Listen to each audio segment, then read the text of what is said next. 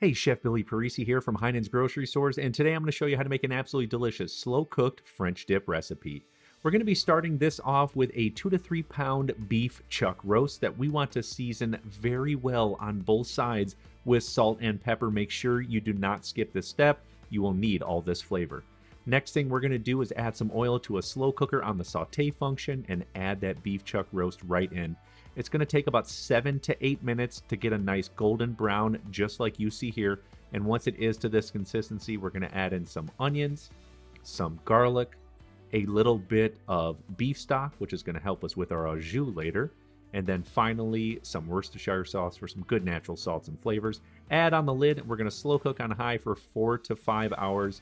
Come back, take the lid off. It looks absolutely fantastic and smells amazing.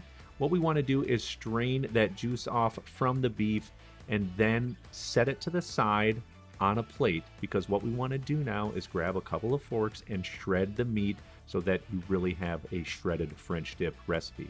Once it is to this consistency, go ahead and set it to the side, and in a large saute pan with oil, I'm going to add in some mushrooms just to take this recipe to the next level. We're going to saute them over medium-high heat. It's going to take in between 6 and 7 minutes to get them nice and browned up. We're going to season them with salt and pepper. Go ahead and mix that all in and then set it to the side because it's time to plate up. I've got a lightly toasted hoagie roll that I'm going to add in some of the shredded beef.